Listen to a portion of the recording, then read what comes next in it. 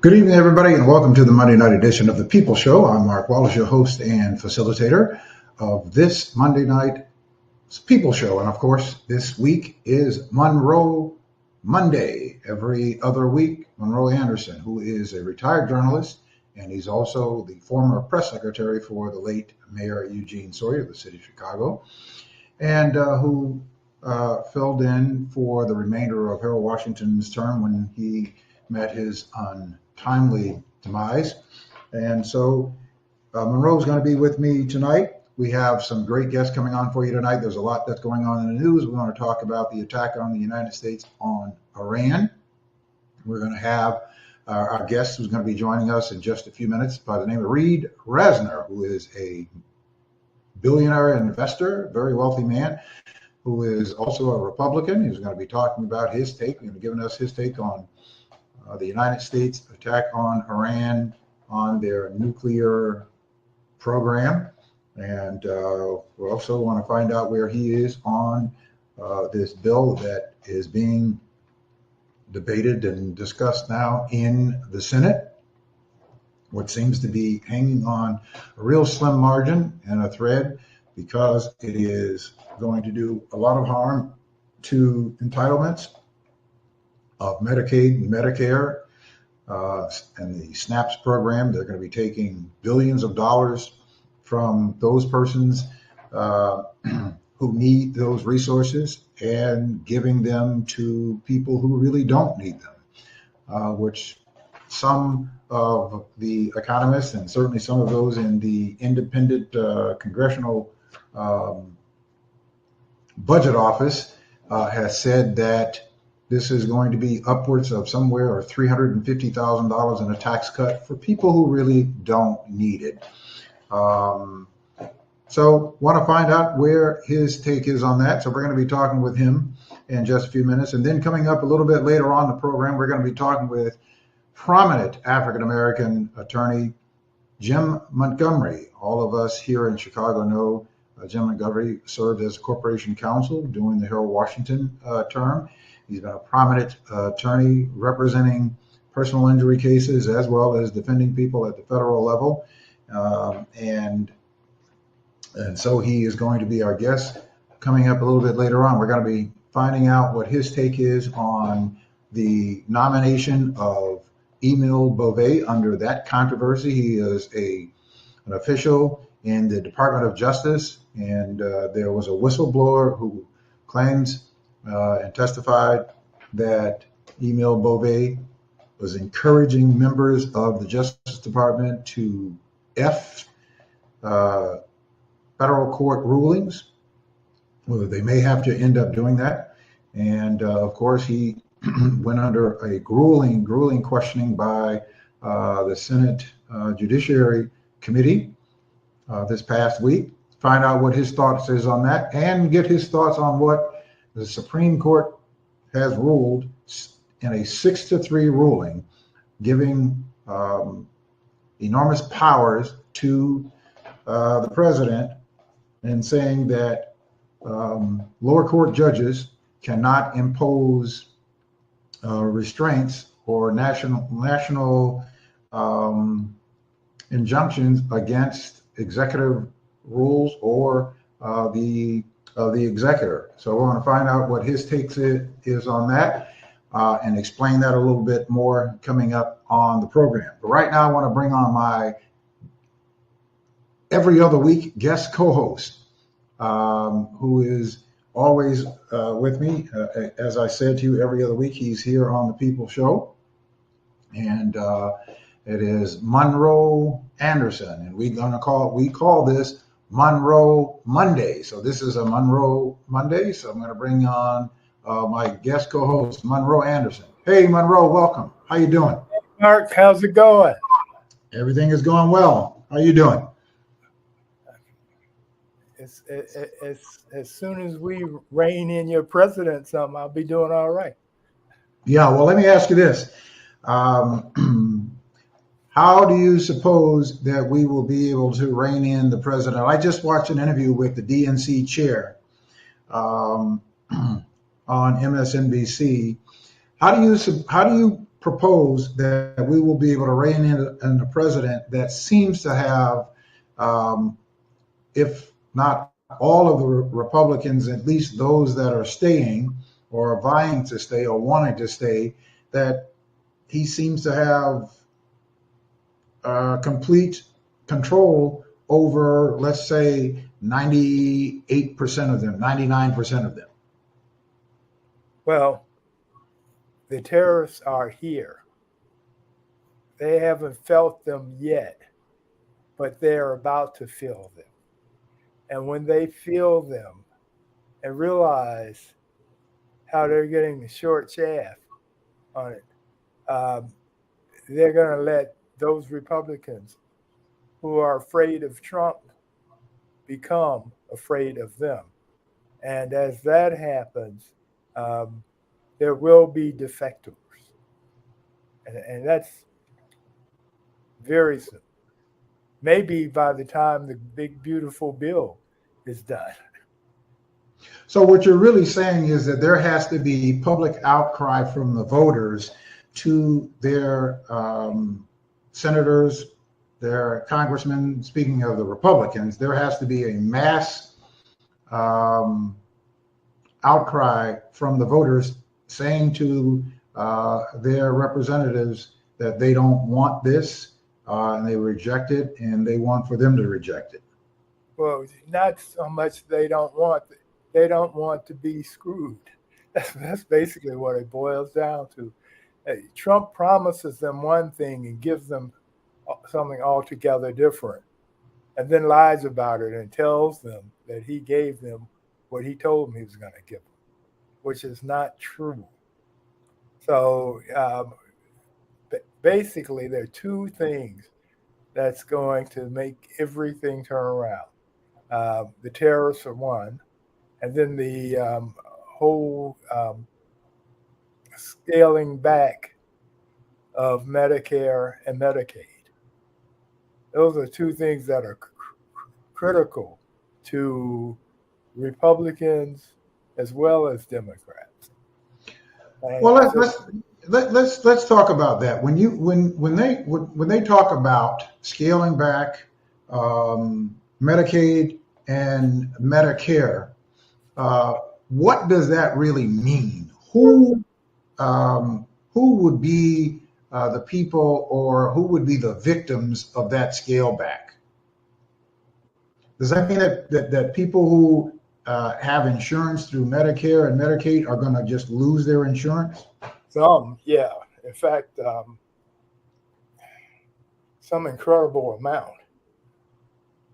Yeah, I think that the number here in Illinois is upwards of 330,000 people would end up being victims, losing their Medicare and Medicaid, which is going to put that burden on the state. Yes, which by 50 times. Well, and then of course we are one of those states that have budget, budget requirements by law that we have to meet a budget.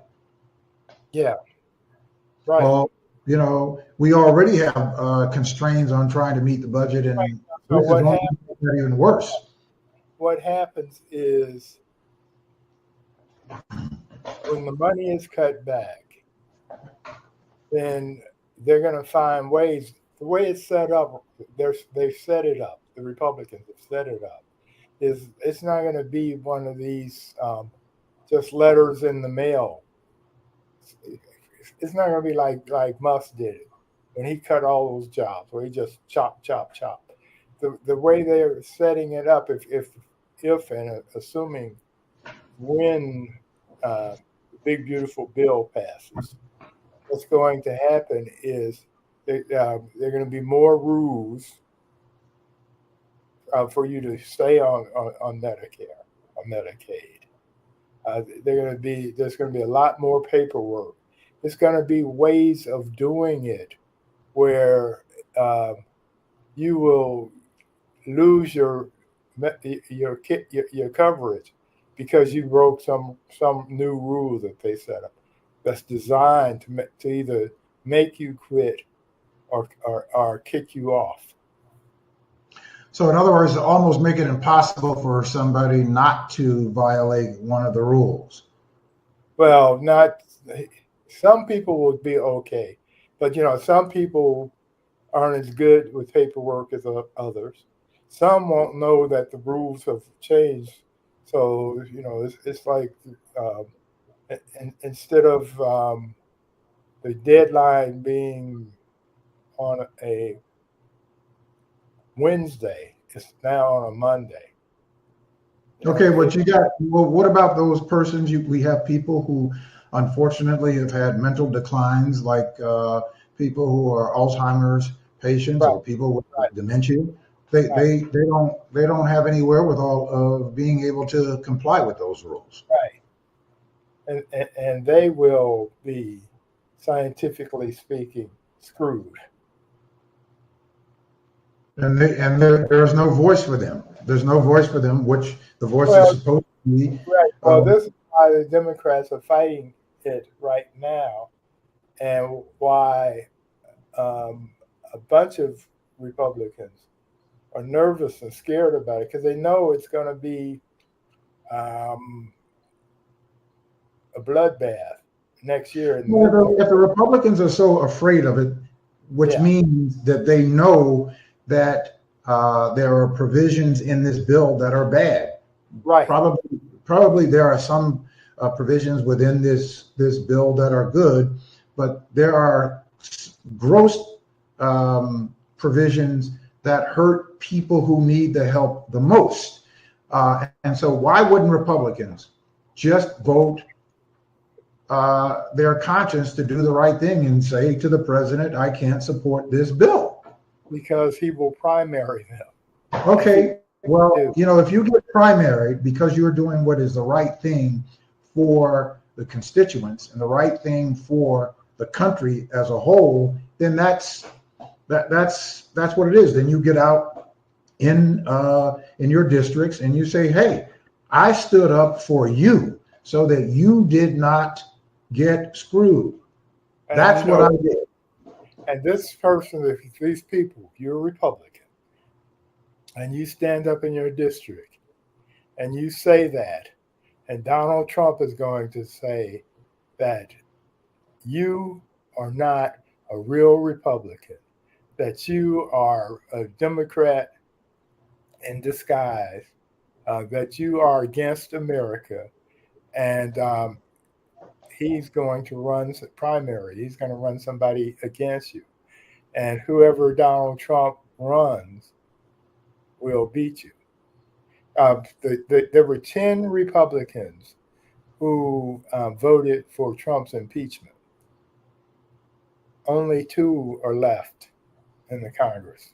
No, I get it. I get Right. it. But do you so either you are an elected representative to represent the best interest for your constituent and for the country, not for your political um, protection. So if what you're telling me is that if people are considering their political protection more important than doing what is right by the people, we got a real problem. We have a worse problem. We have a worse problem. We have, because those people like that. Those are good jobs if that's what you want to do, and those people like their jobs, and so they will do anything to No, keep they them. like the benefits of the job. They don't really like, they don't like doing the job because the job is making sure that you're making the best Well, decision. they're not doing their job. They're doing Trump's job. Right. They're not doing that. There was a Democrat that lost his seat in Texas, I believe it was. I can't remember what his name was, but he voted for something that was in the best interest of the constituents and lost his job. And he said, if I have to lose my job or lose an election because I did the right thing, then that is a price worth paying to do the right thing. Yeah, yeah. I saw it. He's not around. He's not doing anything now. I mean, he's doing something, but he's not doing anything in Congress. Okay, so then what you're So helping me to understand is that yeah, those people that will save their job will put the country and their constituents at risk and at peril. That's basically what the trade-off is. yes, yes, Okay, and they're that's afraid. The, the Republicans have been telling all these lies all these decades, and now that the rubber has hit the road, we're finding out that they really aren't Christians as they claim to be. They really are family as they claim to be. All these things that they built up as that they were supposed to represent, they do not. They are not, and they're being exposed. And so next year, November, a lot of them are going to be out of work anyway, particularly in the House. Hopefully in the Senate too. All right, folks, listen, we were supposed to have our guests. I'm not sure what happened, but it was confirmed that Reed Reisner was going to be on with us at 7:05. It is now 7:16, and we still have not seen from them. I'll check my phone to see if there's any text message from his PR people to find out what took place. Who knows? I don't have any messages here to this point. So, but continuing that conversation, Monroe is I'm a registered Democrat. I'm a Democrat because I believe in the values of the Democratic philosophy, going back to Franklin Delano Roosevelt, coming up all the way to all of the protections and the benefits that we have gained over the years. You know, black people were not necessarily included in those, but later on, we became beneficiaries of those policies. But over the last 25, 30, 35 years, the Democrats have gotten stale. They've gotten out of touch. They've become more corporatist in many respects, just like the Republicans, which is why Democrats are losing on a local levels, on state levels, and on a national levels. How do we infiltrate the Democratic Party to get the Democratic Party to function the way that it is supposed to function? No, that's part of why the Democrats have lost. Um, a lot of it has to do with the Republicans planning ahead. I mean, all this stuff that is happening now, Republicans, rich Republicans like the Koch brothers, have been planning for decades, at least 20 years, 30, in some instances 30 years, where they started local. They focused locally Yes, on and they paid for those wins locally. right. And in time, Democrats stopped campaigning and putting up good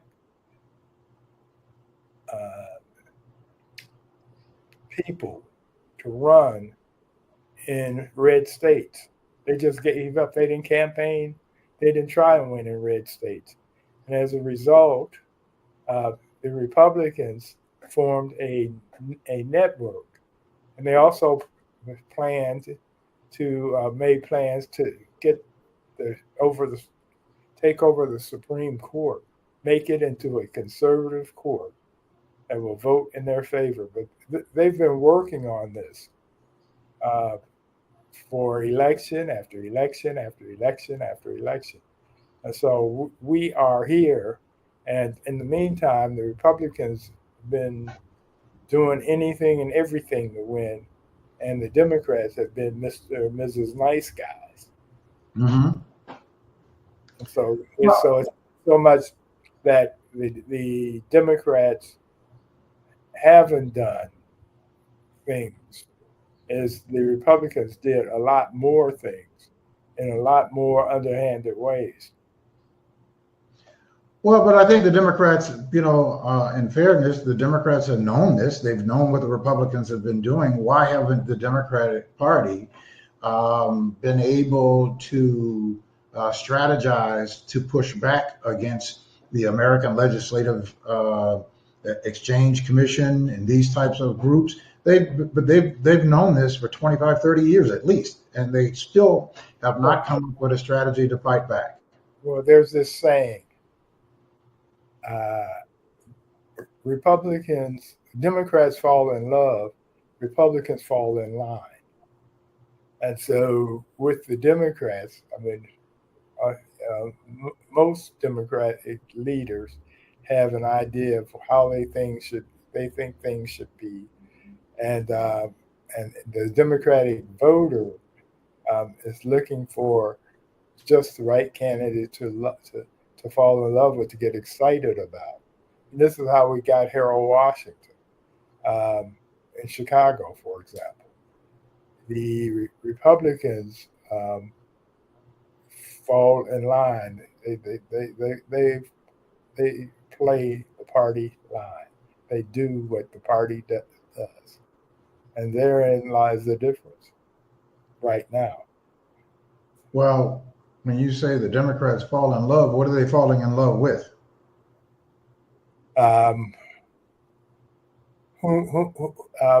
It depends. If they don't fall in love with anybody, they stay home. They want to be in love. It's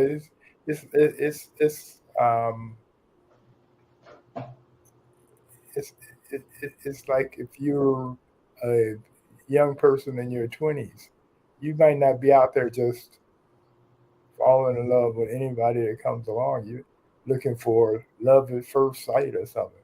You have this whole romanticized version of the way things should be. And for example, with young people right now, they want somebody who excites them. They want somebody who is fighting the Republicans.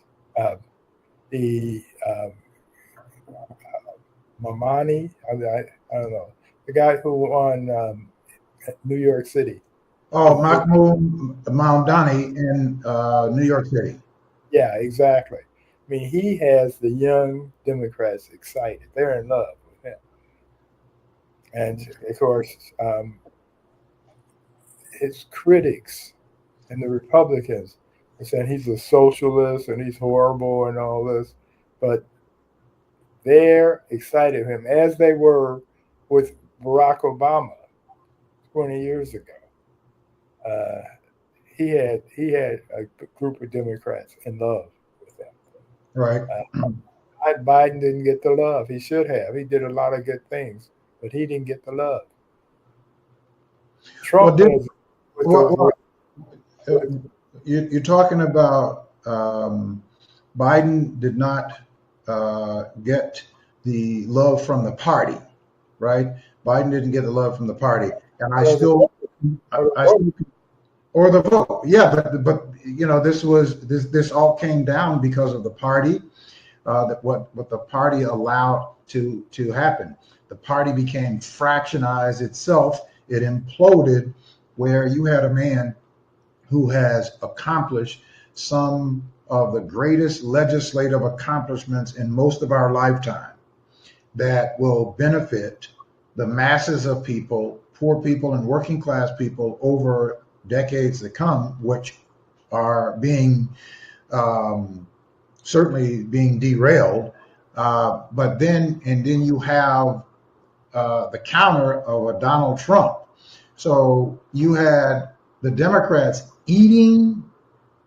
cannibalizing the person who made great legislative accomplishment.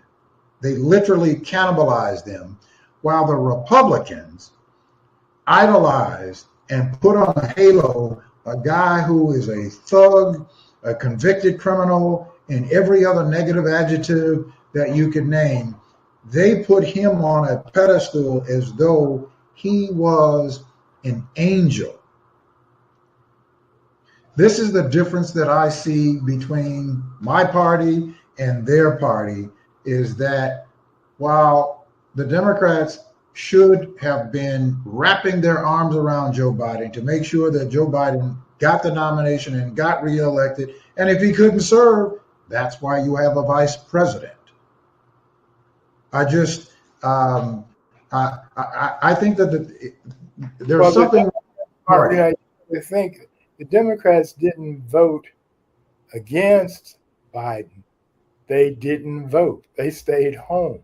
If the amount of Democrats that voted for Biden in 2020 had turned out, we wouldn't be suffering with the President Trump right now.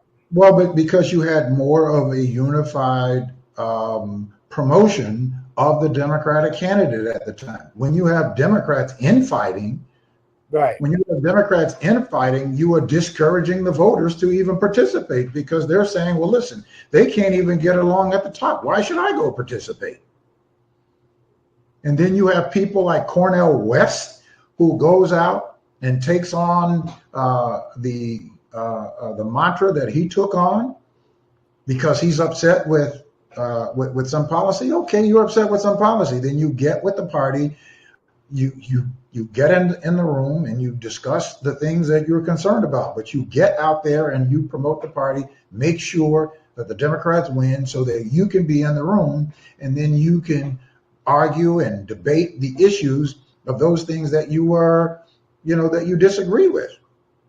Not go out and be a spoiler, which allowed for us, to have what we have now. That was, in my view, a contribution to what we have now. Yeah, it had some impact. I don't know. I don't know if it was. I don't know how major Cornell was, but every little bit hurt. It didn't need to be major. They just needed a little bit, and they got the little bits that mounted up to what they needed in order for them to win and for the entire country to lose. That's all I'm saying. Yeah. Is that it doesn't have to be major. It can just be just enough to give the other side that victory. That's all I'm saying is that the ideology of the Democratic Party, because it's such a big party and it's a wide tent and there's so many variants, is just a bunch of nonsense to me. You have one team, and you have to have one plan if you are going to win. You can't go on a football field or a basketball court or a baseball court and say, because I like this plan over here and I like this plan over here, and expect for the team to win. You can't function that way. There's no way that you're going to win that way. And it's an old ideology, and it's stale and completely broken, and it's a failed way for the Democrats to continue to move forward. Well, they've moved beyond that now, and I don't think we should re-litigate the past. I think we need to live in the future, the present, right now, and look towards the future, which the Democrats are doing. I mean, they're fighting the big, beautiful, ugly bill right now. I mean, and I do mean right now, because the Republicans are trying to get it through. It's going to cut Medicaid for everybody. Mm-hmm. It's going to be a wealth transformation, a reverse Robin Hood, where the Republicans are going to take money from the poor and the middle class and give it to the rich. And the Democrats are yelling this from the top of the bell tower. They're like Paul Revere. They're racing through the country saying the terrorists are coming. Terrorists are here. The rich are about to get richer, and the rest of us are going to get less rich. We're going to get poorer. And they're spreading the word. But Trump has his cult, and he will lie about that. He will tell if it's necessary. He will go on Truth Social or whatever his website is tomorrow and say there's a blizzard coming to Chicago on 4th of July. And a lot of those people will go bring out their winter coats and get ready for it. Well, we don't have anybody like that right now. Yeah, I think we have to and I'm not trying to litigate the past, but you certainly have to look at what mistakes that you've made in the past that I currently see them making today. Yes, they have to stand up and fight against what is going forward, but guess what? They're not in the majority. They're not in the majority. If they don't get they're not in the elected majority. Yeah, they're in the elected majority, but if they don't get the necessary support or defectors from the Republicans, this bill is going to pass.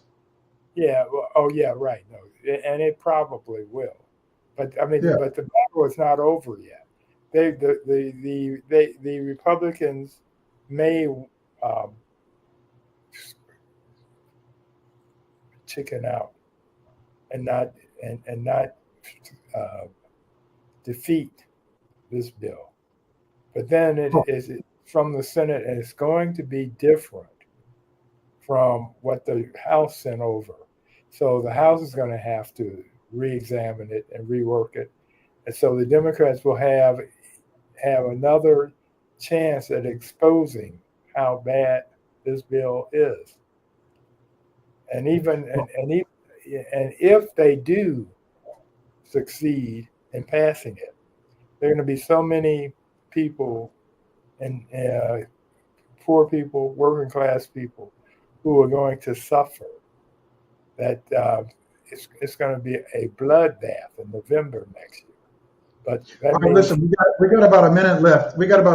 And I just want to, when you talked about working class people and poor people, you even have Democrats. The Democrats are afraid to use the word poor. They won't even say how bad this is for poor people. They won't even say it.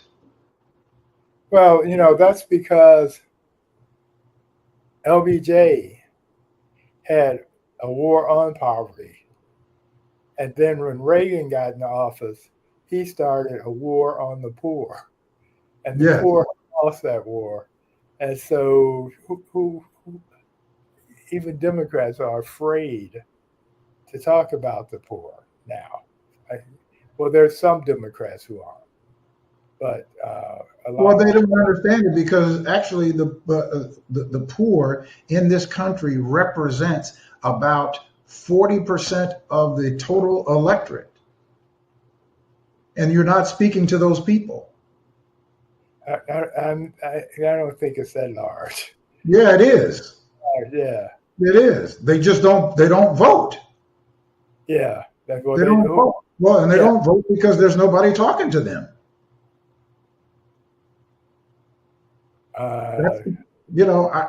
Listen. I think I think that the Democrats have to have a radical shift in their approach to dealing with the issues that impacts the masses. If they continue down this road of trying to put their finger in the air and see which way the wind is blowing, we're gonna continue to lose, and we're gonna continue to have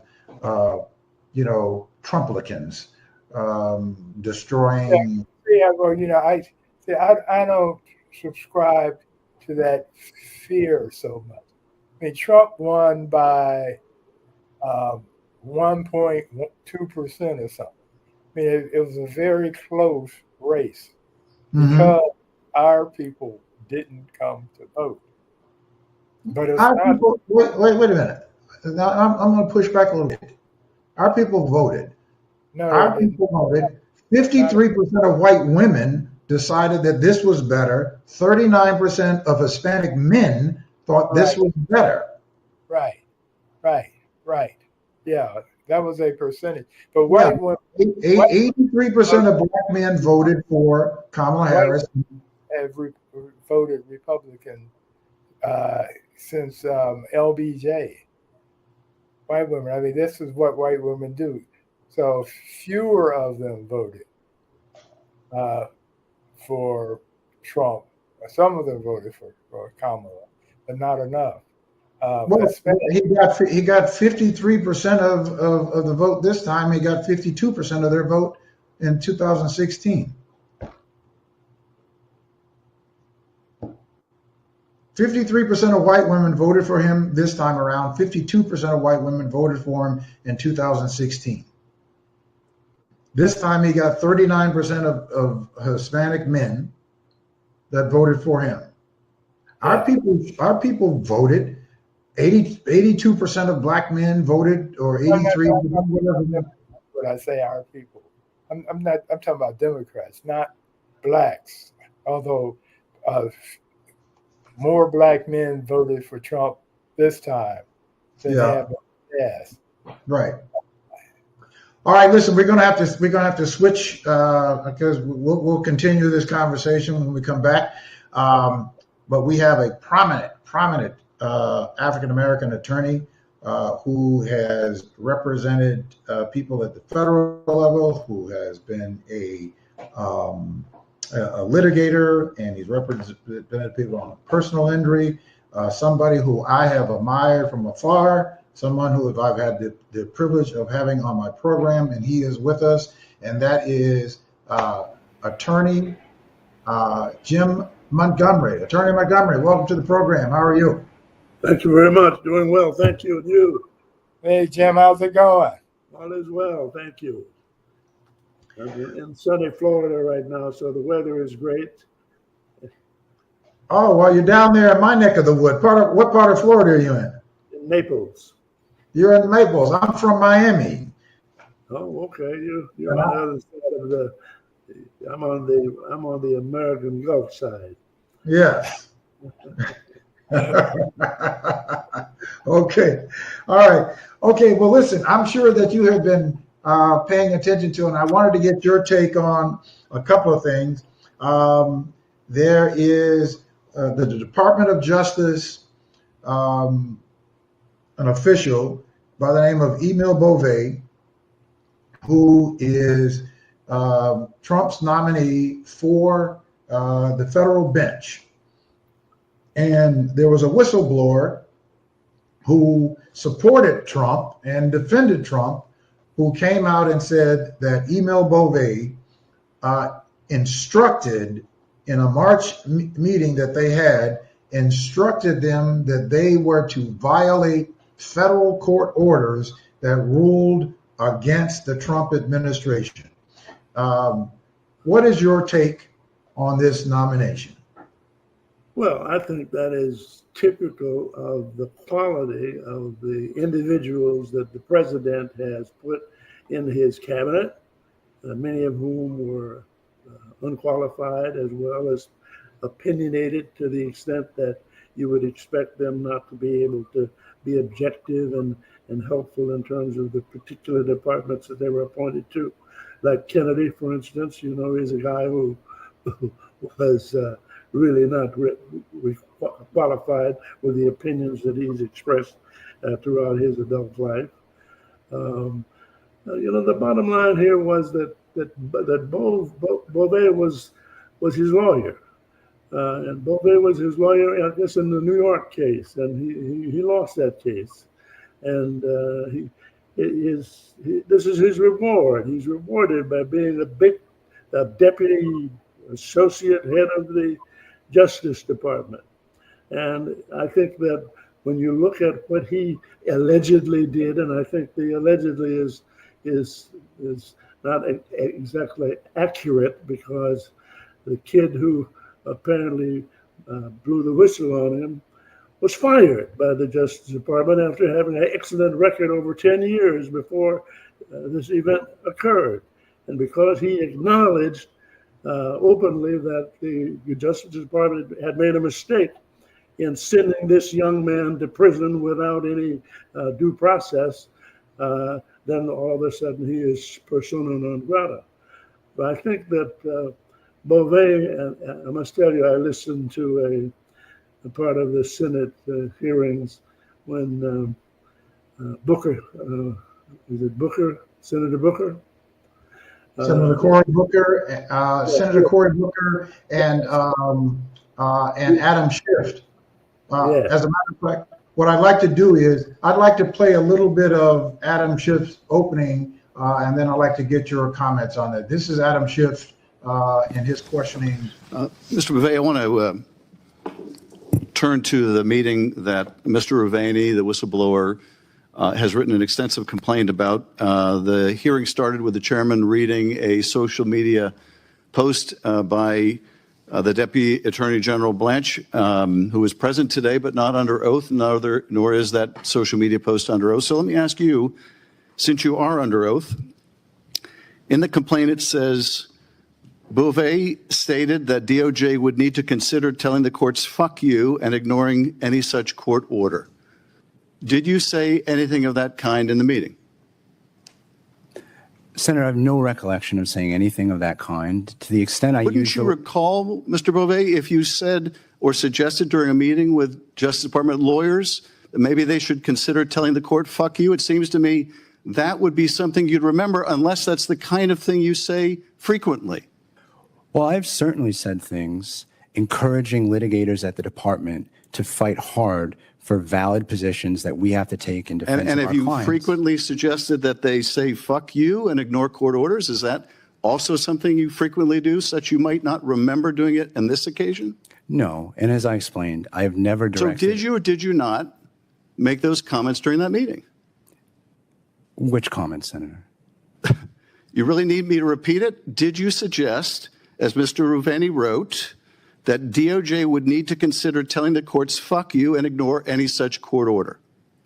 I did not suggest that there would be any need to consider ignoring court orders. At the point of that meeting, there were no court orders. What's your take on his response and his answer to that question? It sounds like a man who is full of guilt. If you don't remember whether you said that, you got a problem. And it's pretty clear that, I just don't understand how people could even consider making that man a circuit judge reviewing the most important cases that come before the federal court. And with not only that, according to information that Booker brought out, this man 2 years earlier in 2018 had a slew of people making complaints against him because of his illegal and unethical conduct as a lawyer. And of course, he didn't remember that and denied that as well. And unfortunately, because of the loyalty that these sitting United States senators have to Mr. Trump, the likelihood is that they are going to move him over to that Third Circuit Court of Appeals job, because they're going to reward him for his chicanery and his loyalty. Yeah, and so and that's a job for life for him. Yeah, that's a lifetime job, and it's a job that he can pay. He can pay the president back when the appropriate cases come there. You know, as the Supreme Court apparently is doing now. Right. Yeah. What do you say that what does this do to the judiciary? What impact is this going to have on our judiciary and the rule of law? Well, it is always said from the days we were in law school that respect for law is what makes America work. And if you lose respect for law and the courts that administer the law, then we have a bad situation in this country where you have chaos. So my feeling is that people who get away with the kind of stuff that Trump is getting away with, that Beauvais is apparently about to get away with, that but for some egregious conduct on the part of the first nominee for the Justice Department, forget his name, they didn't put him through, but everybody else they've approved. They've approved them no matter what. So I'm afraid that we don't have what America needs, and that is checks and balances in this country. You don't have the judiciary anymore acting as a checks and balance on the legislative and the executive. You don't have the executive acting as a check and balance on the legislation. You don't have the legislature making a check on the president. The president is all powerful in every branch of government. And with that, we're in deep trouble. Right. Mm-hmm. Right. So we can almost say is we have a de facto king. Yes, that's what the Supreme Court has called him. The king can do no wrong. He can commit a crime as long as it's in the official course of his duties and not be punished for it. Yeah, and he gets to define what's official duties for himself. Of course, yeah. Of course. That's he's got good lawyers. He says he's not a lawyer, but he's got a bunch of them who can assist him. Right. Yeah.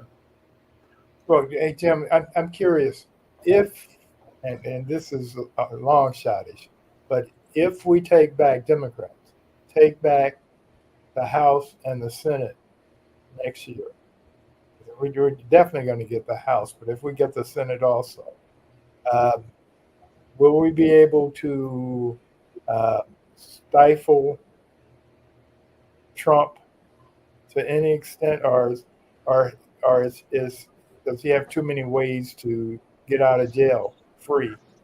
Well, I think that all he'll have left then is not the legislative backup. The legislature is provides the juice and the gasoline for the engine to run. So yeah. we would be able to certainly stop him in his tracks in many places. On the other hand, he'll have a limited area, whereas the head of administrator of the government, he's going to have some degree of freedom and a Supreme Court to back him up. So even if we win next year, we still got challenges ahead. Yeah, but we have got to do. The Democratic Party has got to do something to take away the unanimous Republican ownership of the legislature. That's killing us. Yeah. And what amazes me is and I shouldn't say it, I've seen it all my life, and so have you.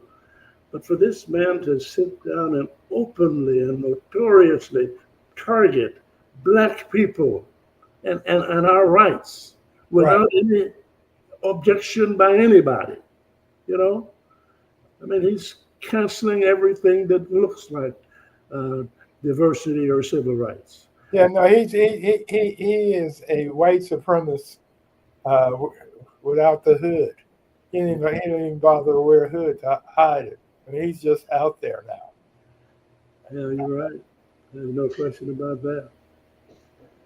Well, this news just broke just before we came on the air. Monroe sent me the article about they have established this national database where the administration now has all of our information that they can go in and to check to see whether or not a registered voter is a citizen, to check our citizenship.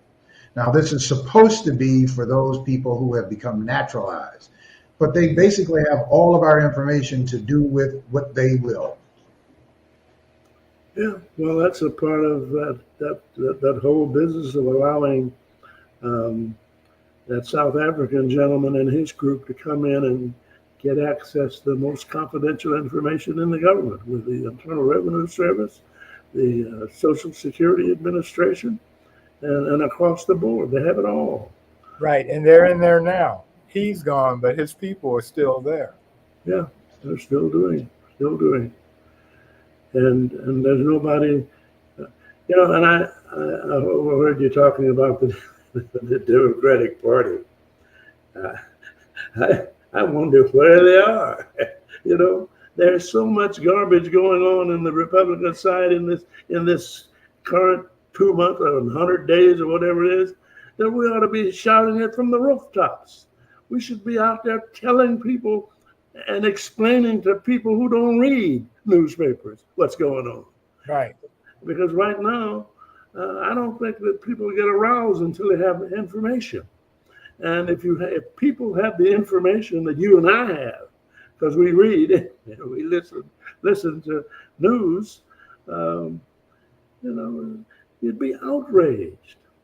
And I would be thinking that the Democrats would be in every tentacle of red states, red districts, every tentacle, widespread, day in and day out, telling them very simply, this is what they are doing to you. This is going to happen to you. Yeah. And some of the poor people who are white and whose ox is getting gored in this current bill that they're trying to put together. They're giving him a chance to see if his lies about things going to get better or going to. They're not even panicked yet, but they're going to get killed, and Right. There's more of them than there are of us. But again, the Democratic Party, they need to be out there doing something and letting people know what's happening. Let me ask you. I'm going to bring something a little closer to home. I want to get your take on it. We have a new state's attorney here, Eileen O'Neill Burke, here in Cook County. Eileen O'Neill Burke, when she got elected, she did two things. One, she dismissed the charges on a police officer who was clearly violating someone's, civil rights, right in front of a camera. That charges were brought upon him under her predecessor, under Kim Foxx. She dismissed those charges, was the first act that she did after she was sworn in. The second thing that she did was she decided that she was going to train police officers as a pilot program in two of the blackest districts, 5 and 7, which are Inglewood and Roseland. Train police officers that they would actually be able to bypass the felony review, and police officers would be able to arrest, produce evidence, and charge people of felony gun offenses without oversight from the state's attorney. What's your thought about that? And is that legal, or is that a violation of the state statute? Well, of course, the state's attorney has the prosecutorial discretion to charge or not charge a person based upon whatever that state's attorney's judgment is. That's a judgment that's been placed in the hands of an elected official that the public has something to say about.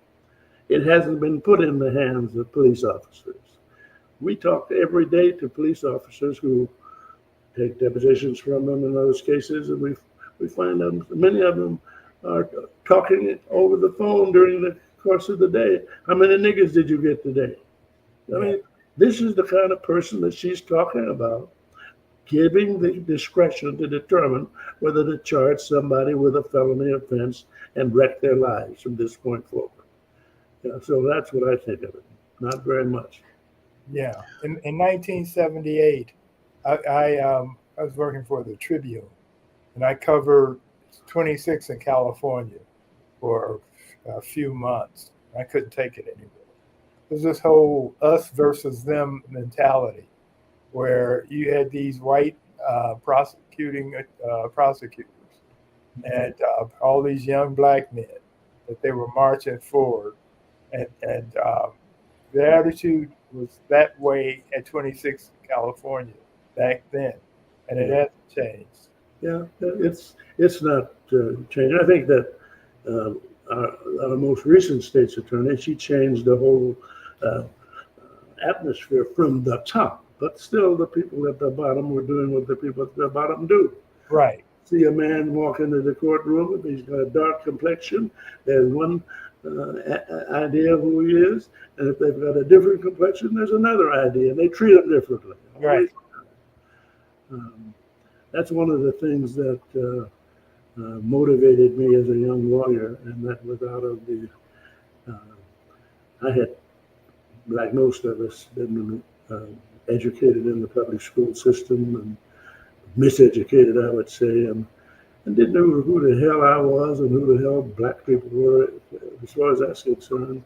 And when I learned that all this nonsense they taught us in school was just bullshit, you know, when I just got pissed off and started fighting the system. So there was enough out there for you to fight when I came into the law business.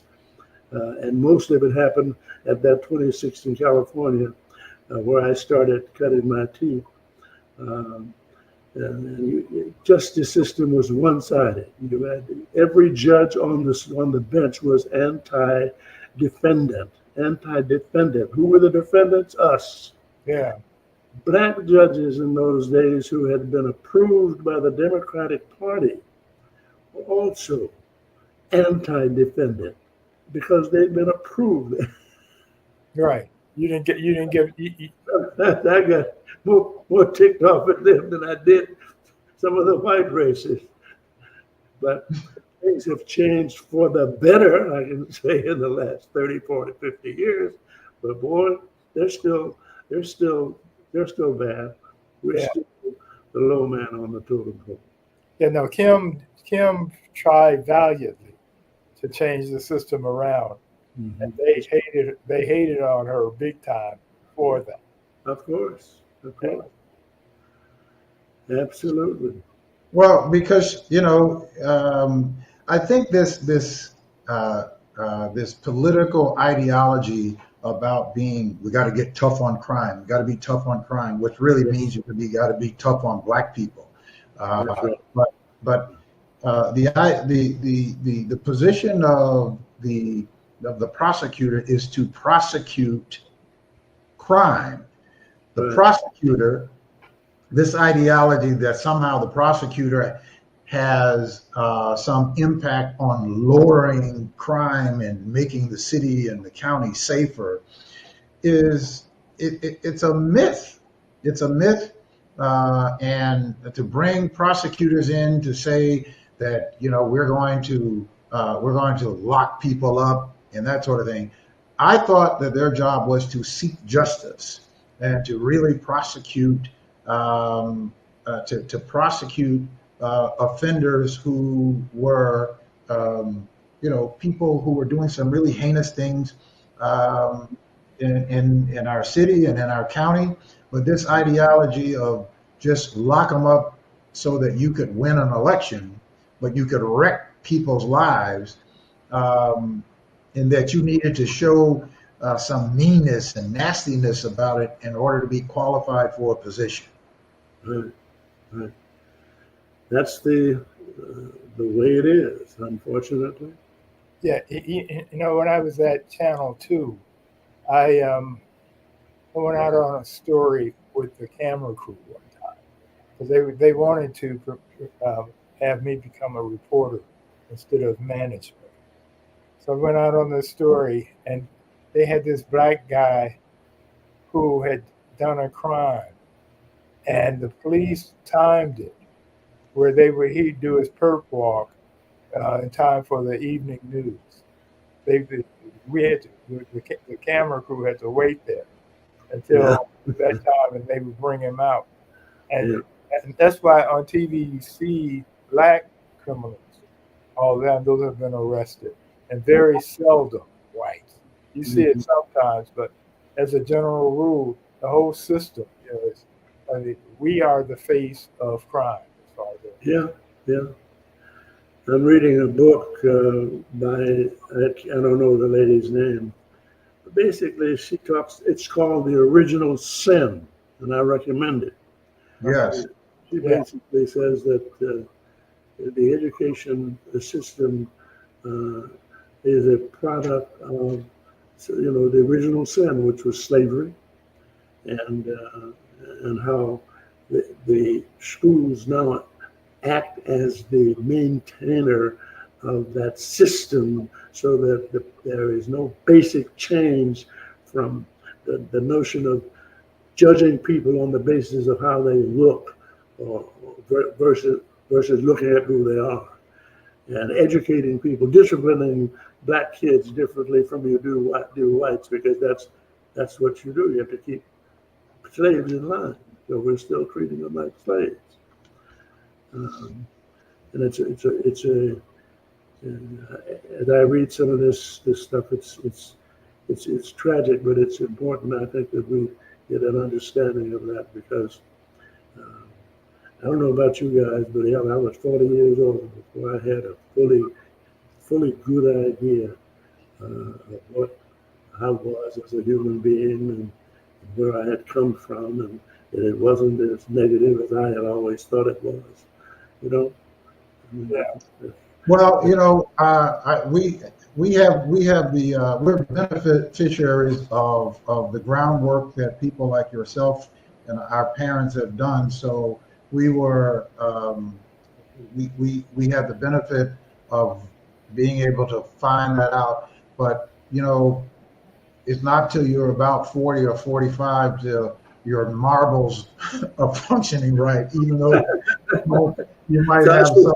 That shouldn't feel too bad. Yeah, it's just so the antenna is set right in your head, that you kind of know which way you need to be going. Yeah. I guess that's true. All right, James D. Montgomery, thank you so much for coming. I'm going to have you to come back. I certainly appreciate you coming on, talking with us, and sharing your point of view. All right, thank you very much for calling. I am still riveted.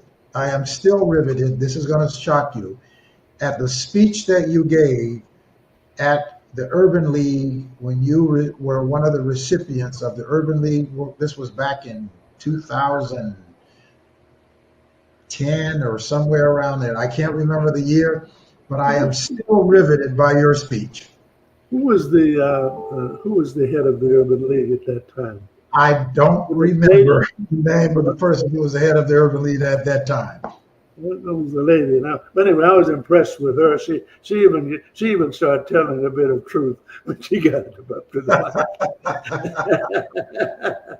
mic. Okay. All right, thank you so much. We certainly appreciate it. Bye-bye. All right. Okay, so our guest might be coming on at 8:05. We'll see. Is that what you're hearing, or are you hoping? Yeah, I just got a text from the PR person, so we'll see if in fact they are going to come on.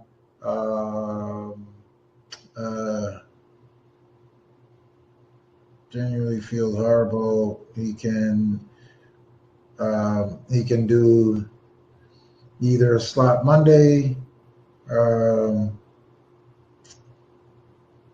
next Monday. Okay, well, we'll have to put him on at another time. Yeah. So he left the office, said that he feels bad. So Reed Rasner, I guess he got his time a little bit confused, so we'll try to schedule him for another program. I will be traveling the middle of the week throughout the 4th of July holidays. I'll be back on Monday, but I certainly would want for you to be with me. So we'll schedule him for another time that we have on Monroe Monday. Yeah, because I'll be traveling too. So we got a holiday coming up. But this will be good. We'll be ready for it. Yeah. Okay. Yeah. Okay, Mark. So it was good being with you. And all right, appreciate it, Monroe. We'll see you next time. Enjoy your holiday. Where are you going for the holiday? Rochester, New York. All right. My oldest friends a friend lives there. Okay. So I'm going to go spend the holiday with him and he and his brother were my oldest friends since 6. Oh my goodness. Okay. Right. I All haven't right. seen 40 years or so. Yeah. So I look forward to it. All right. Okay. All right. All right, Monroe, have a good holiday. Certainly appreciate it. All right. Okay, Mark. You take care now. Okay. All right. Take care. All right, folks. All right. Monroe Anderson for Monroe Monday. Unfortunately, we had a problem with getting him on board. Let's see. I am going to try to see if we can reschedule Reed Grasner to come in another couple of weeks. He is, of course, the billionaire investor who is trying to purchase TikTok, and he's a Republican. But we talk to everybody, Republicans and Democrats. I am a Democrat through and through. I want for the Democrats to stand up, and I want for the Democratic Party to become the party that we can really have faith in it and fight with the strength that the Democrats used to have to fight with, and stop supporting these corporatist ideas. The problem I have right now here on a local level with Brandon Johnson, who I supported for mayor, and I'm not sure that I would be supporting him again for mayor. Now, I say that with an asterisk because I don't know who the alternative is going to be. If the alternative is going to be worse than Brandon Johnson is, then I will be in a position that I have to support what is not worse. I won't do what many people did in our national election and thought that what we have right now is better because for whatever reason they don't read and they don't understand government, and so they just didn't like Kamala Harris.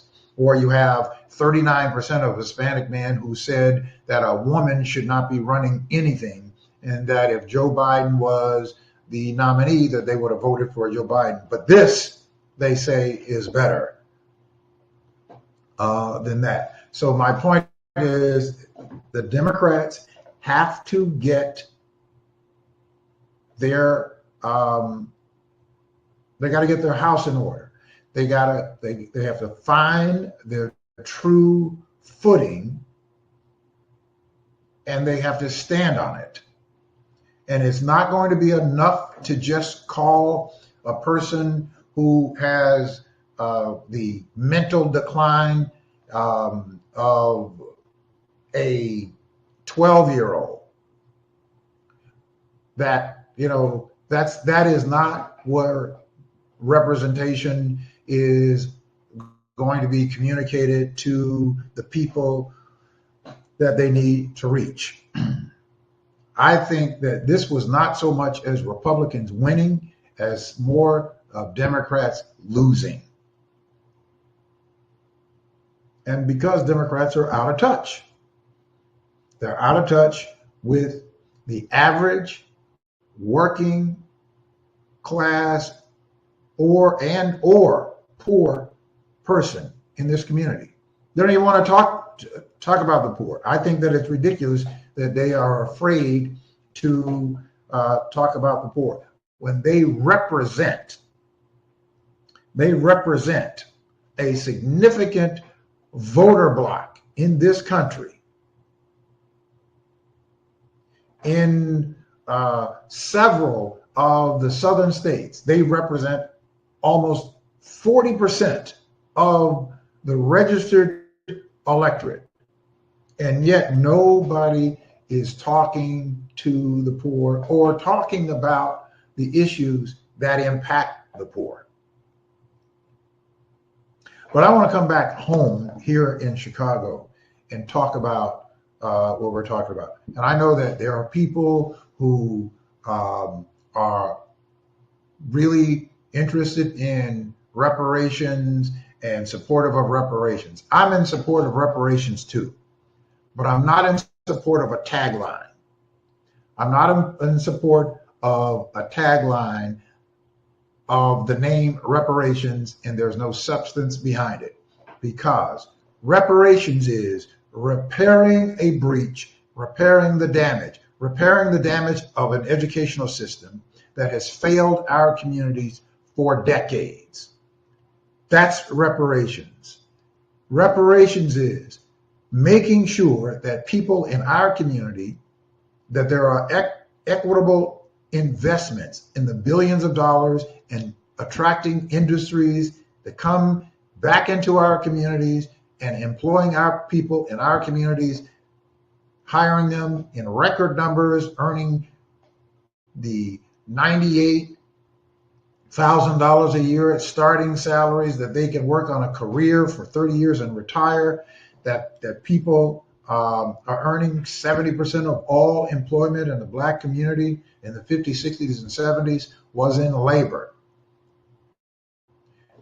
Getting those industries to move back to our communities, coming up with the types of partnerships that would encourage them to come to our communities and bring their industries to our communities, giving them the tax breaks so that they can hire the people in our communities, so that it becomes a win-win-win situation. That is another part. There's another layer of reparations. Reparations is preparing a broken down housing a plan that they're talking about, building housing. Building housing, yes, you have to build new housing, but you have to also have affordable housing. We have thousands of buildings that are dilapidated buildings, that are vacant buildings, that owners have, that don't have the resources or even have the wherewithal to get the resources to renovate those buildings back to where they need to be, so that we can turn those buildings into housing for homeless people and to affordable housing for people who don't earn lots of money, but that we can put them into subsidized housing that makes it profitable. For instance, you can take a building that's a 27-unit building here in Chicago. There are hundreds of them on the south and west sides of Chicago of owners who have those buildings, but they don't have the wherewithal to renovate those buildings at the levels that is required. It costs almost $75,000 to $80,000 a door minimum to renovate an apartment. $75,000 to $80,000 a door minimum. So between $75,000 and $100,000 a door is what it really takes to have to put an apartment back together, that it is in superior condition to house a family. That's what you're going to spend. I'm doing a little 2-unit building, and that building is costing upwards of $275,000 to do. You can take a building and put $100,000 a door, $75,000 to $100,000 a door. And what you can do is you can take the owners of those properties.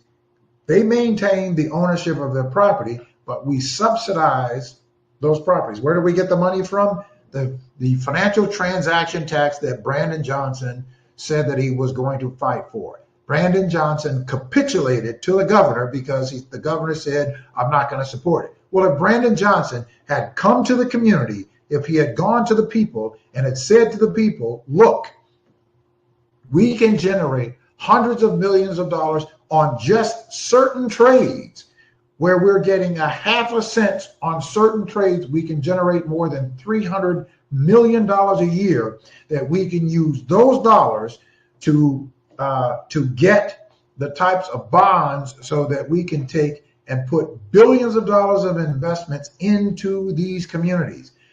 Now you have a partnership where you have an owner who doesn't have the wherewithal of their property. They don't have to sell their property. And we now have the resources that we can put. So we can put those resources in and then partner with that owner over a period of years, 15 years or so, just like they do other tax credit deals, a 15-year period where there is a partnership between the city and that owner. That owner still maintains his property, and there's a management company that is managing it. And after 15 years, the owner has full control of that property and we're providing housing. You can do that all over the city of Chicago, wherever we have a dilapidated building, dilapidated property, and we can put them together for a lot less than what they spent $375,000 a unit putting back together the name escapes me, the building down on 47th Street, the Oakenwall, putting it back together, which I'm glad they put it back together, but it should not have cost $375,000 a door to put that back. Somebody got really rich on putting that building back together, but we can do that on a smaller scale in all of our neighborhoods where we don't have to have any type of homelessness here. But what did Brandon Johnson do? He capitulated and went and fell in line just like his corporative predecessor.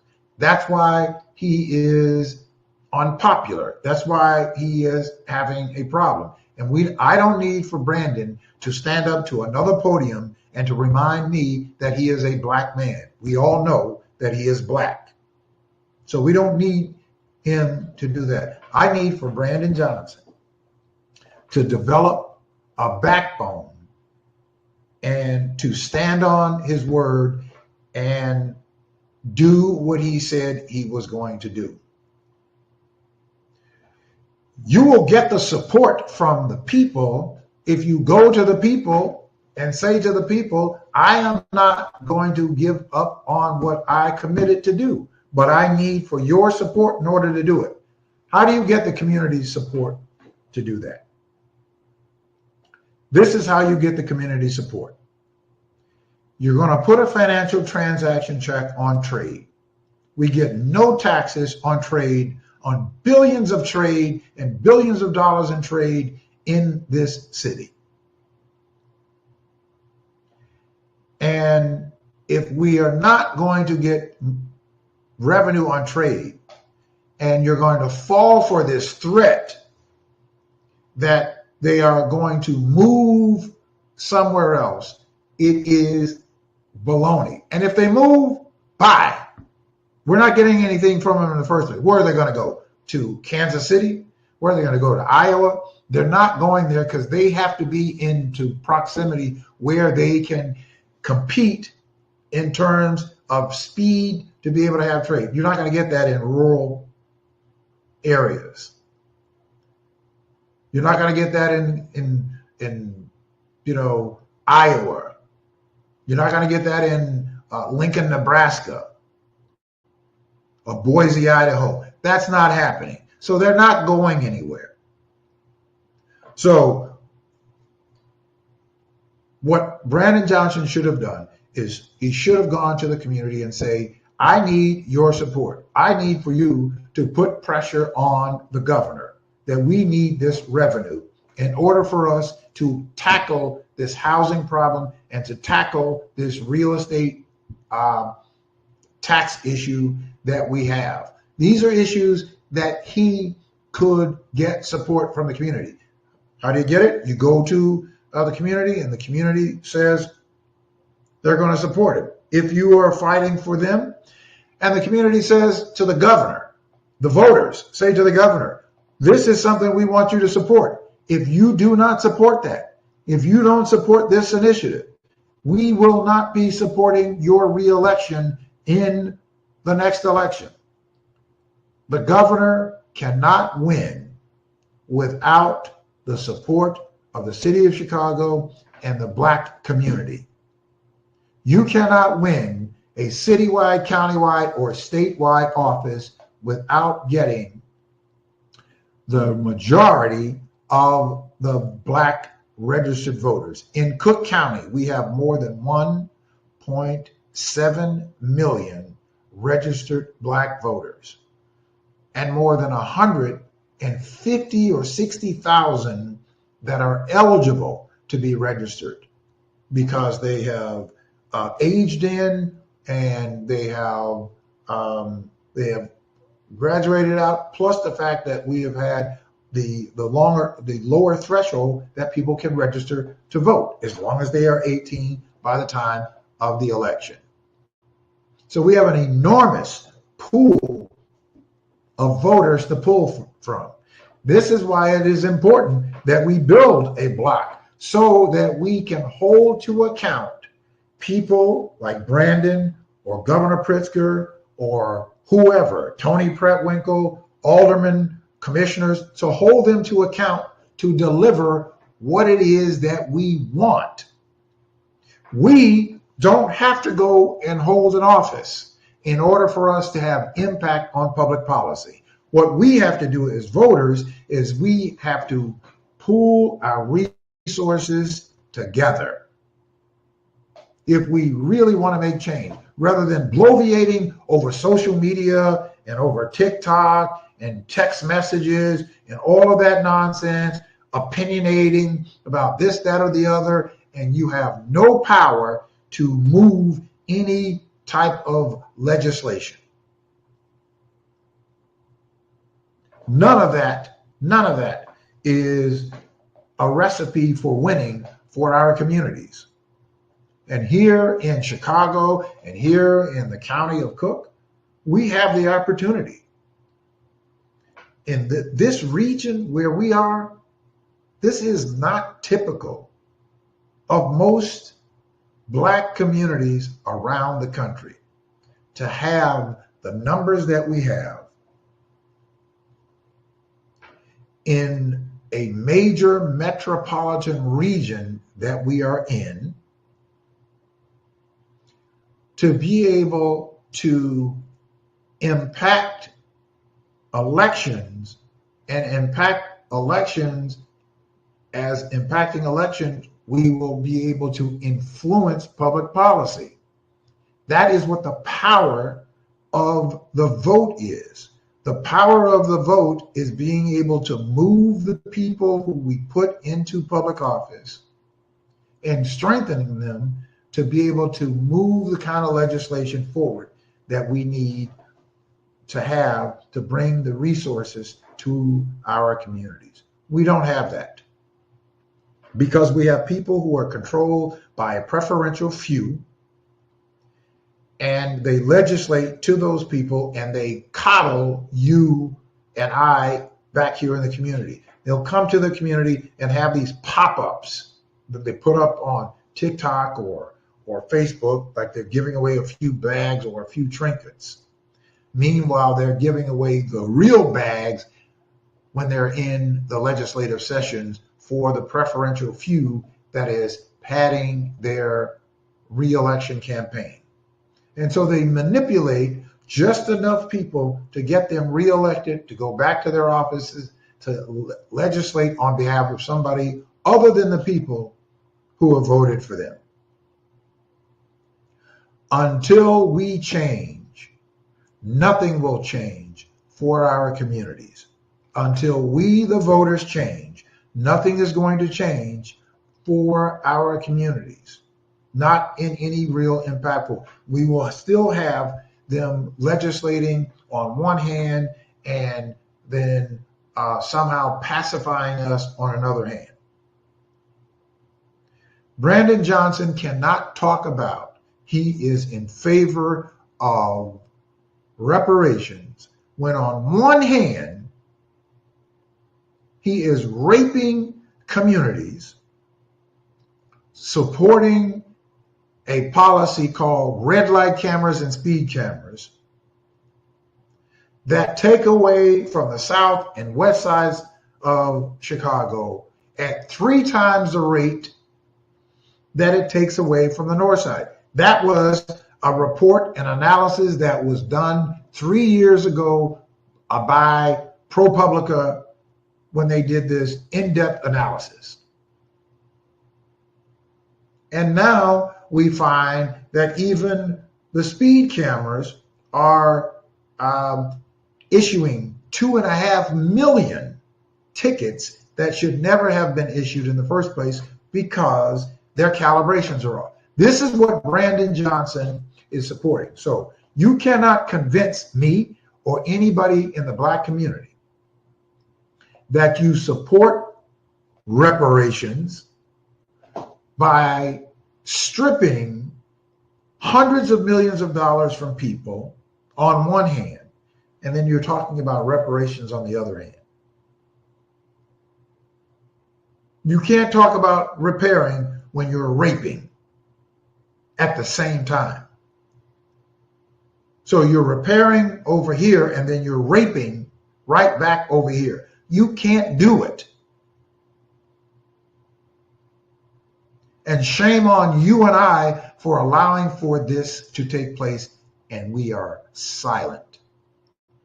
We are saying nothing, we are doing nothing, because we are lazy about getting active involved. We'll run our mouth in whatever little circles we are in, with our 2 or 3 or 4 or 5 people, where we are, in the barbershop, in the beauty salon, in the club, wherever.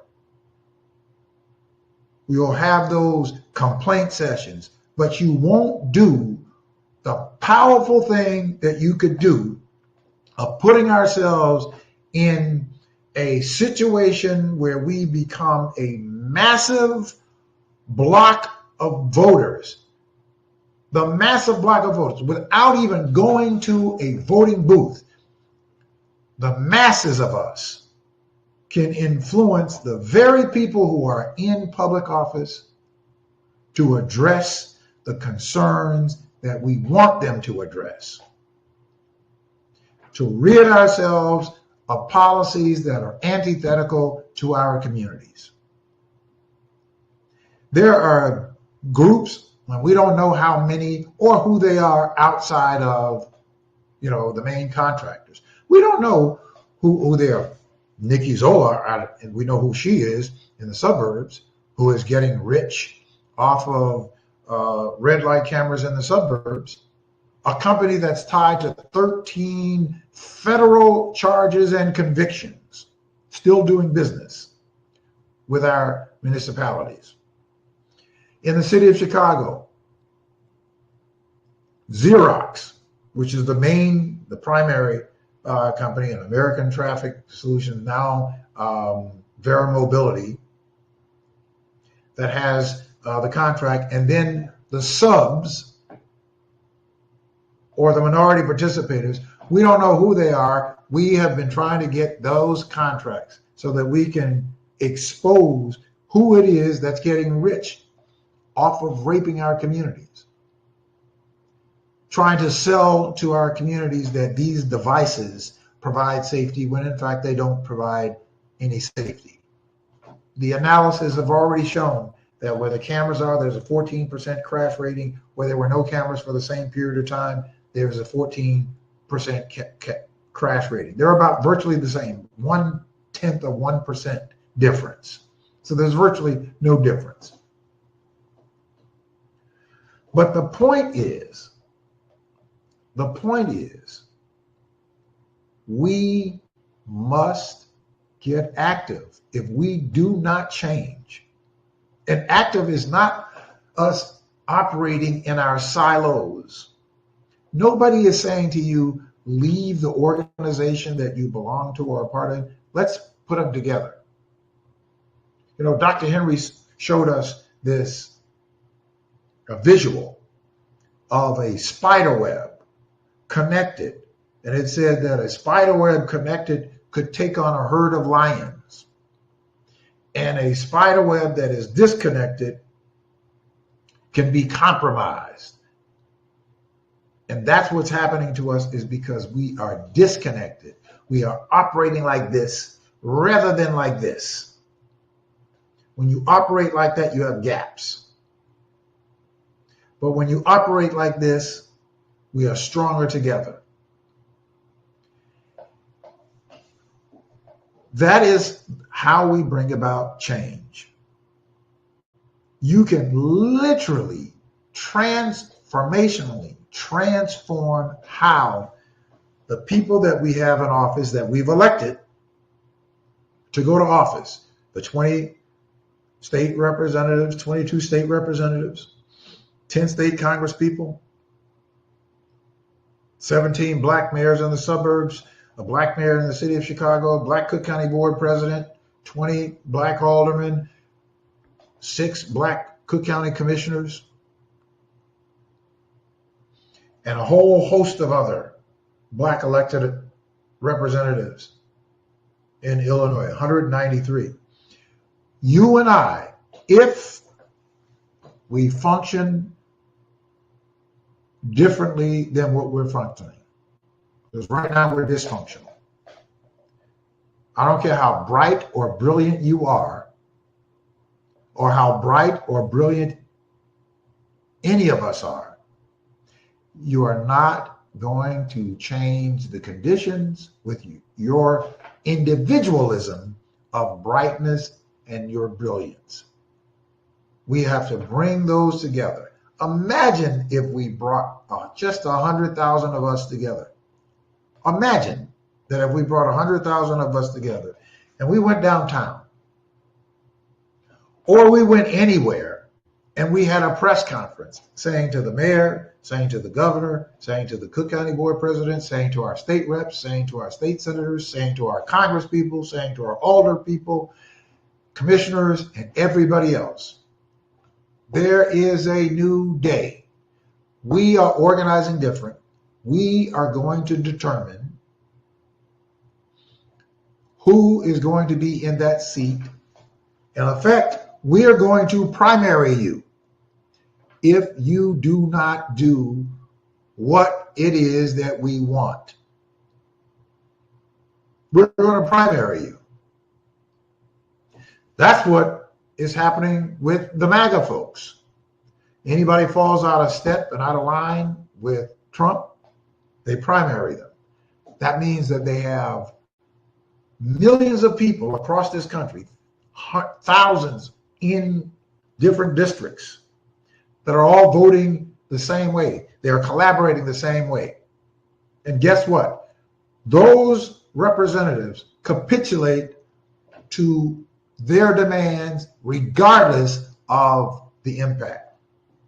This bill that is getting ready to pass, that is going to strip all kinds of resources from entitlements for people who need that support, that's happening because Republicans are afraid of the constituents. Because if they go against Trump, the constituents in that base are going to primary them in the next election. And so they are not willing to do the right thing. They are willing to self-preserve themselves. We need to do the same thing. Together, we need to do it. That's why I started 10 by 10 to win, so that we could bring ourselves together, and together we can decide and we can fight. We don't have to hold office. We can control office. We don't have to be elected. I don't have to be elected to an office. Together, we can control the people who are in those offices. That is the strength of organizing, of which we have never, ever done. We've never been organized. Oh, yeah, we've participated in mobilization on one time or the other. That's not organized. That's not having a institutional fabric. That's not being organized. Organized means that you have institutionalized an infrastructure that is in place, that has the power to influence public policy at every level of government, from your local to your city, to your county, to your state, even to your federal. That when you have these people who are in public office, afraid of you because they now know that you are participating at a different level, that we are participating at a different level, that we have amassed the kind of strength that we need to amass by putting together thousands upon thousands of voters that are now together. Imagine if we filled up, not for a concert, but imagine if we filled up as a block the House of Hope, which holds 10,000 people. Imagine if we filled that up. Imagine if we filled up Soldier Field, or not even Soldier Field, but maybe the United Center, as a community of Black voters. It's never been done before. Imagine if we did that. The power that we would have to move any piece of public policy, reparations forward. And again, for me, reparation is the policies that impacts the breach. The policies that impacts the breach. To repair the damage means that you have to have policies in place, and there has to be billions of dollars that are invested in these policies to make sure that they produce a better outcome than the negative outcomes that were produced by the billions of dollars of disinvestment in our communities. It is about the resources. It is about the money. You have to have money to fund education. You have to have money to fund housing. You have to have money to fund the mental health crisis. You have to have money to fund looking for missing Black children and Black women. You have to have resources invested in order that you're going to employ the 47% of unemployed Black males between the ages of 18 and 25 that are out of work and out of school. It is always, whenever there is legislation being talked about, at the very backdrop of that is money. The very foundation of it is money. While they're talking about the bills and the merit of the bill, it is about money. And it's either money that is coming out of our community and very little coming back to our community. Very little. You had Mayor Lightfoot, who was talking about Southwest Invest. Sounds good, no substance. Because what good does it do to build a bunch of beautiful commercial buildings with retail space in those buildings when you have a produced situation of poverty and high unemployment? You have some beautiful buildings. I see them now, up and down 79th Street on the west side. Guess what? All of the commercial spaces are vacant. You know why they're vacant? Is because you have such high rates of unemployment and low rates of people who are employed that small businesses would never survive having to go and pay the rent because there is not a large enough customer base.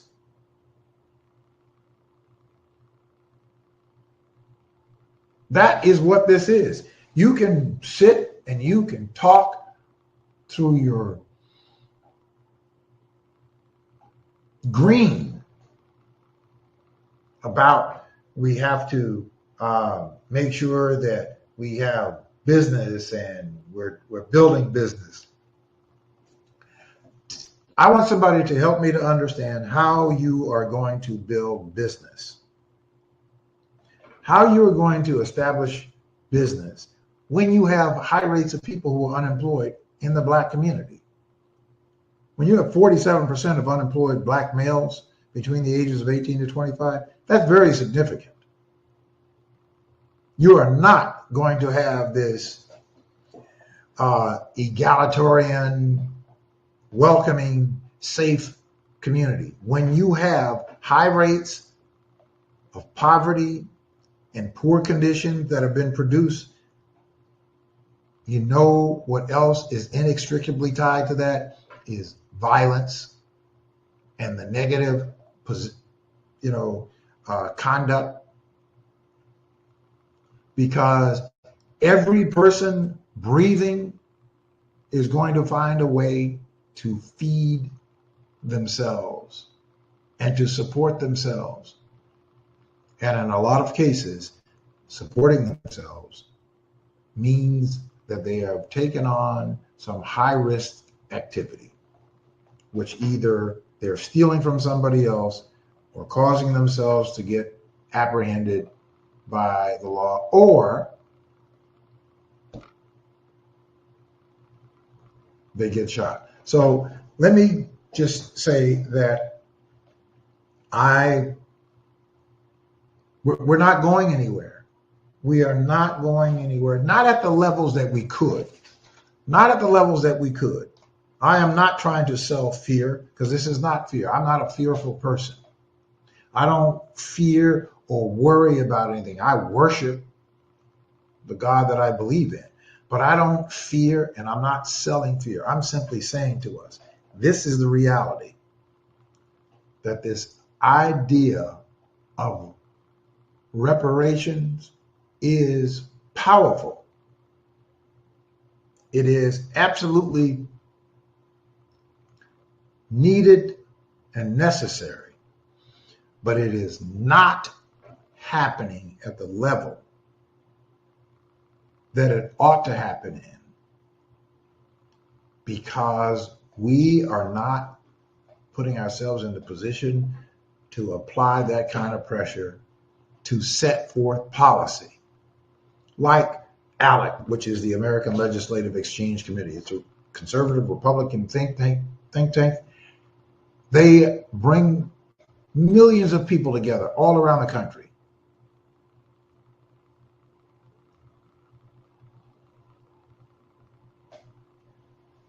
And they impact legislation. In fact, they make the legislators come to their ALEC meeting, and they already have the legislation drawn, and they give the legislation to the representative and explain to the representative what the legislation is, and sends the representative back to their particular legislative district and say to them, pass this bill.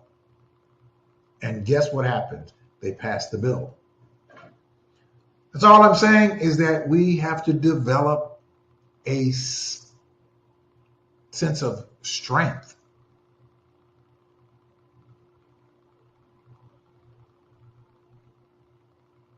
A united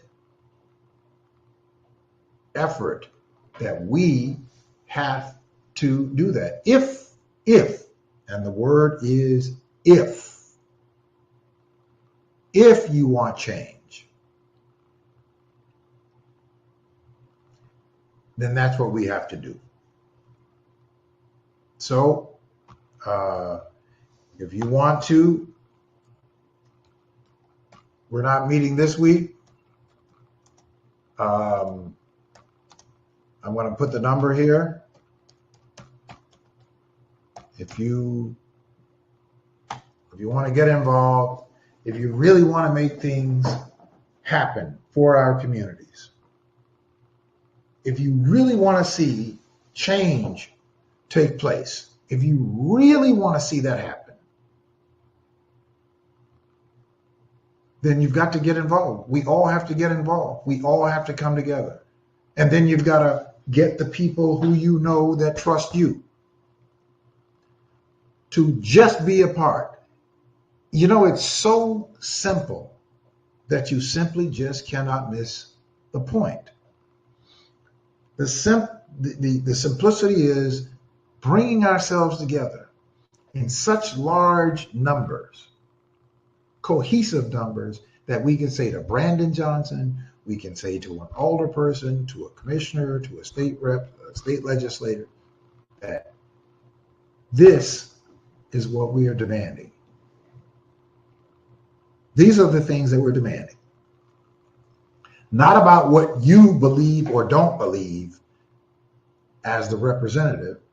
That's not important. What's important is that you support what we believe. That power is available to us. That strength is available to us. And you don't have to be a rocket scientist, or you don't have to be a political scientist to be able to make impact.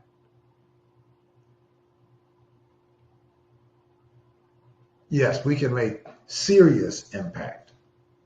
Now, I saw some clips, and I'm going to play them. I saw some clips of what, and this one in particular,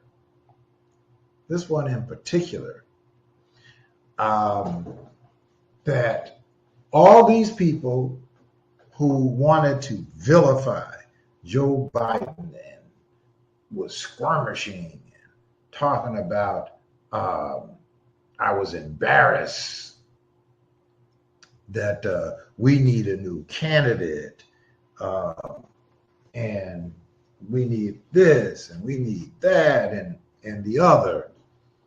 All of that negativity, because Joe Biden had a bad performance at a campaign, and Joe Biden is 80 years old.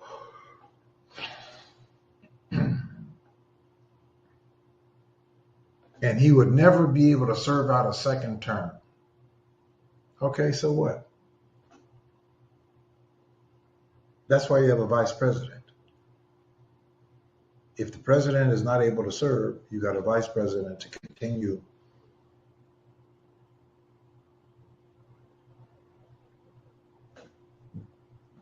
running the country. Now, when I saw this, and I'm going to play it a couple of times because, I'm just still flabbergasted at how the Democratic Party fell for the okie doke and completely fell apart.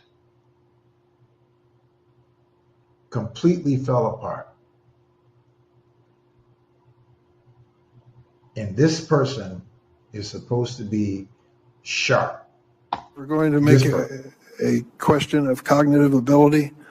I think we should consider what happened in Alberta, Canada, just this week, where President Trump was at a press conference with British Prime Minister Keir Starmer and said the following: "You all know the great PM of the UK, and we just signed a document." President Trump continued, "We just signed it so we have our trade agreement with the EU. Britain has not been a party to the EU for 5 years, but President Trump made a statement which clearly was wrong." Now I'd like you to see a short video that includes some other examples of cognitive ability. The people that came in, they're eating the cats. They're eating. I know about magnets is this. Give me a glass of water. Let me drop it on the magnets. That's the end of the magnet. The kidney has a very special place in the heart. Right, and then I see the disinfectant where it knocks it out in a minute, 1 minute. And is there a way we can do something like that by injection inside or almost a cleaning? This is a tough hurricane. One of the wettest we've ever seen from the standpoint of water. When you ran out the healthy arms, you ran out of really healthy. They had great arms, but they ran out. It's called sports. It's called baseball in particular. Maduro, Venezuela, it's unbelievable. Well, I don't know about it. I mean, obviously, I'm not involved.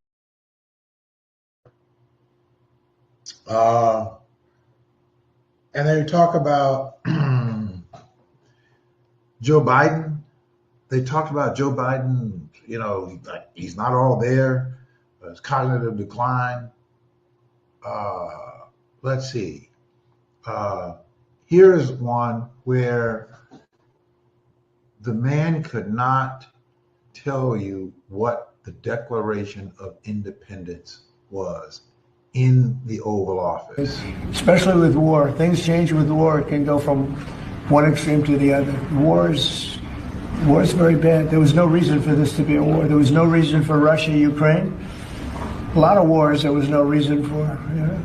You look right up there, I don't know, see the Declaration of Independence, and I say, I wonder if the Civil War, it always seemed to me maybe that could have been solved without losing 600,000 plus people. So a lot of, it's very sad to see. It's very sad to see what's happening. The man said that the Civil War, that we would not have needed the Declaration of Independence. He did not even understand that the Declaration of Independence was signed, penned 85 years before the Civil War. 85 years before the Civil War. This is a person that a whole lot of people thinks that was the better alternative than, forget Kamala Harris, Joe Biden, who had some of the most accomplished, transformational legislative wins that will benefit the average person over decades. All that's being impacted. Some of it is, except for the infrastructure that Republicans like, they're benefiting from.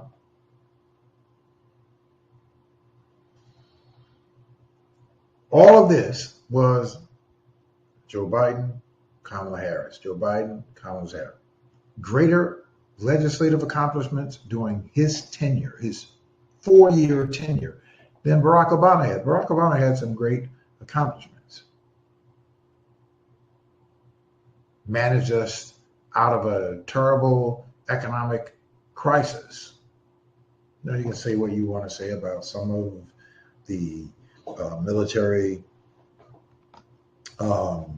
conflicts and decisions, but in terms of an economy making some great strides in our economy and putting some policies in place that benefited poor people and cut child poverty in half, put $16 billion, $16.5 billion in investment into historically black colleges and universities.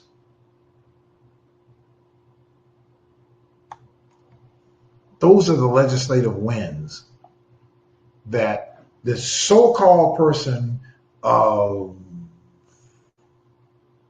mental decline was able to get through Congress with both Republicans and Democrats. Now, of course, they had the reconciliation bill, which is a good bill that included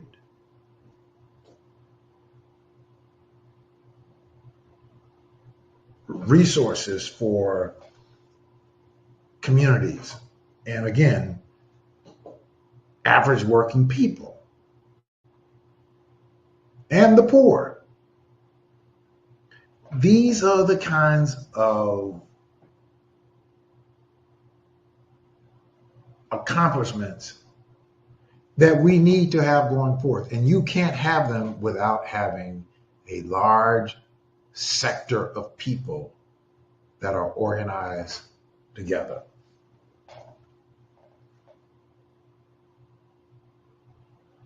You just cannot. You cannot do it. All right. So I was having a conversation with some people. Look at this.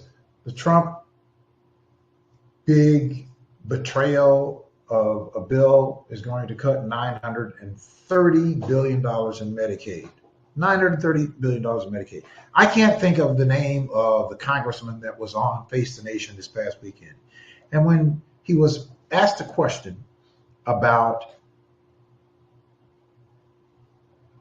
are you supporting cutting Medicaid, Medicare, this sort of, he said, I am not voting against something. What I am voting for is I'm voting for the largest tax cut in history. I'm voting for this or that or the other, which had nothing to do with helping people, the average person, nothing. It was all corporatist driven. That's what he said he was voting for. But he said, that's what I'm voting for. But what he really was saying is, well, I'm voting for it, but I am voting against people who need SNAP. I'm voting against people who did. It is more important for me to support these corporatist things than to be worried about somebody who needs some food to eat, or to be worried about somebody who needs their medication.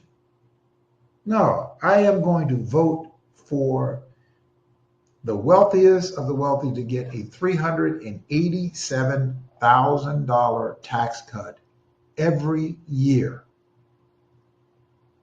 $387,000 tax cut, which they don't need, or it's not going to change their life one bit. For them to pay $50,000 in tax, it's not going to change their life, not one iota, when they are billions and billions and billions wealthy. Not going to change their life at all. But the person who needs the Medicaid, who needs the SNAP benefits, who needs the Medicare, their lives will be forever impacted. They could literally die. They could literally die. Now, it's beyond me, beyond my comprehension, why anybody from the Black community would be supporting Donald Trump. Those people who are talking about reparations, I wonder how that is working out for them. Wonder if you can have a conversation with your president and see if your president would lobby his congressional sycophants to pass a reparations bill.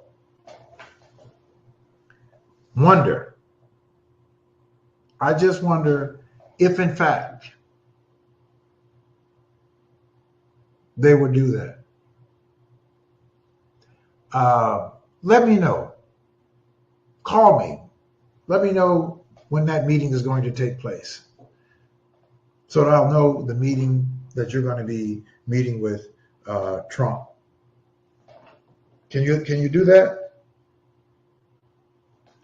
Can you? What happened there? Oh, can you do that? Something went silent. Let me know what that is. Of the meeting that you'll have on reparations. Let me know when you're going to have that meeting with Donald Trump.